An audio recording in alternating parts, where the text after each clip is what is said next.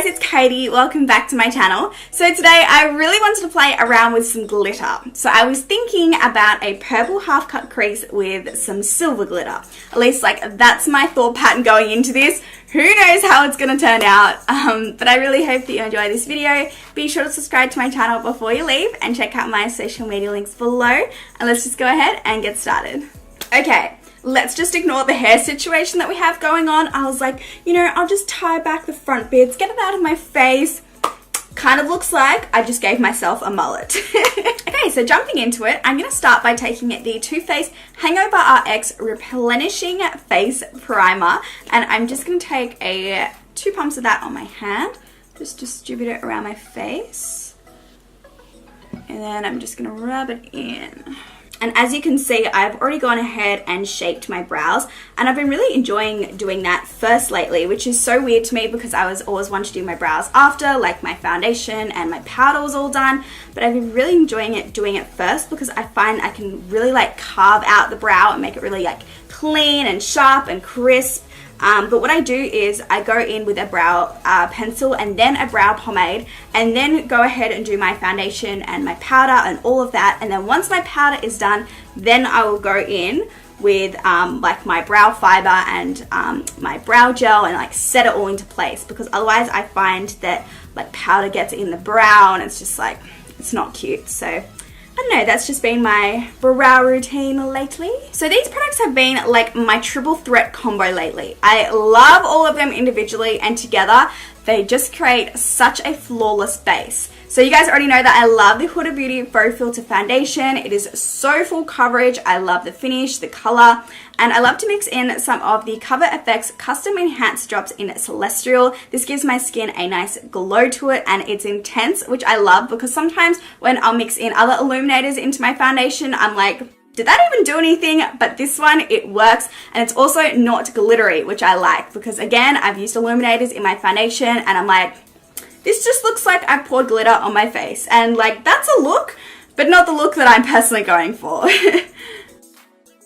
And always when I use loose glitter, I always start with my eyes first, as glitter gets on the face and you want to be able to remove that. But I am going to be using liquid glitter today, so I think I should be fine. I've taken a chance by doing my face first, but I should be alright.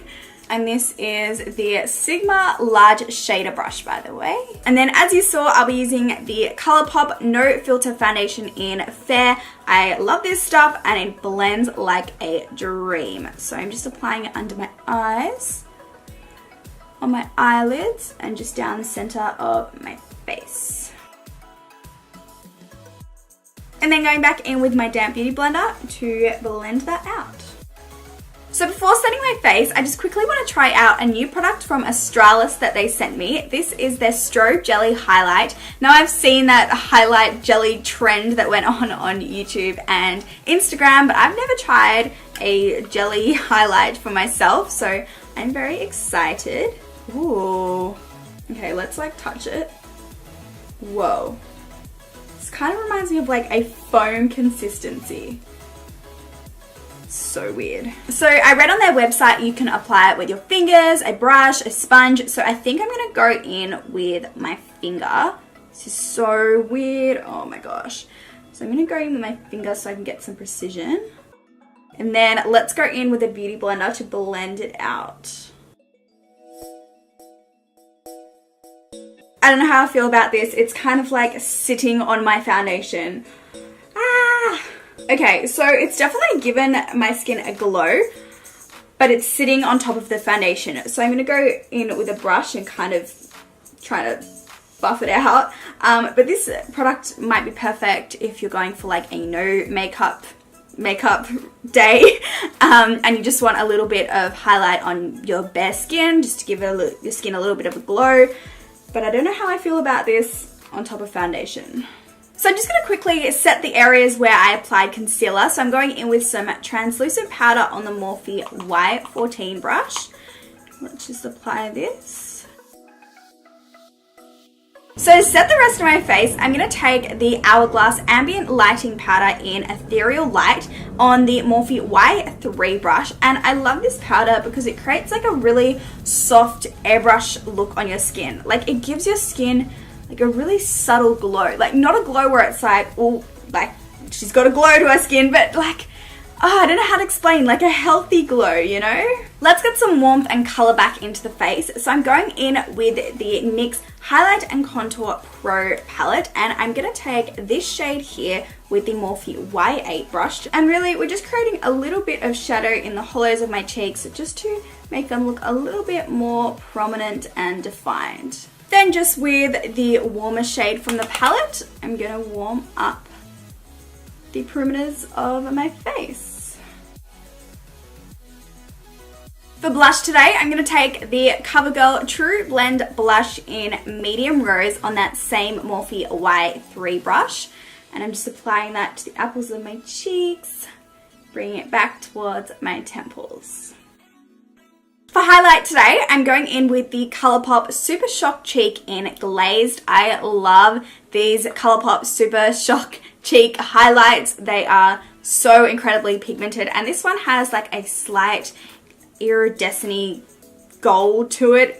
It's so pretty. So I'm going to take that on the Anastasia A23 brush and just pop it on the high points of my cheeks. And just going in with that same blush brush to diffuse the edges of that highlighter. Okay, so we've finished the face. I'm now going to go ahead and finish off my brows. So I'm going to take the Gimme Brow by Benefit in number 3 and just run this through my brows to tint my brow hairs. I'm also just going over any powder that has accidentally gotten into my brows when I set my face. Then going in with the Benefit 3D Brow Tones in number 4 for the beginning of my brows, just to make them look a little bit more natural.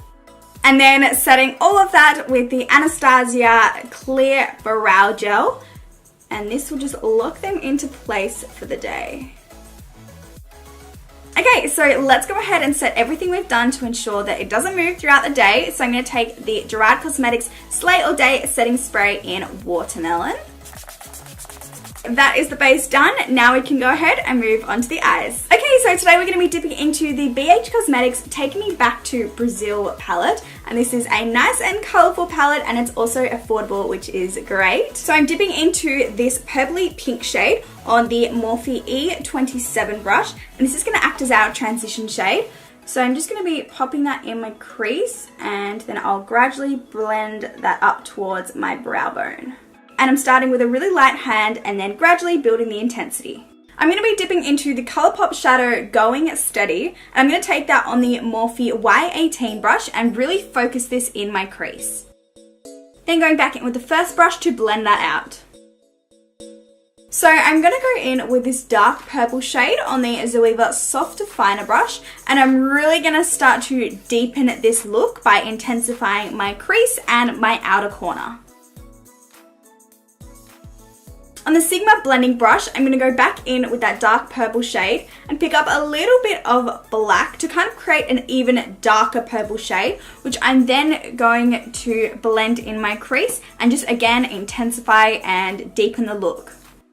Okay, so I'm now going to go in with some of the NARS Soft Matte Complete Concealer in Chantilly and use that to carve out this half cut crease. And I'm following the shape of my natural crease, however I'm applying the concealer above my natural crease to give myself more lid space to work with. Then going in with some of the Garnier Micellar Water Makeup Remover on a cotton tip to remove the excess shadow below that half cut crease. And this is going to allow us to have a clean canvas to work with for the glitter. Then just going back in with some more concealer, I'm applying this on that empty lid space.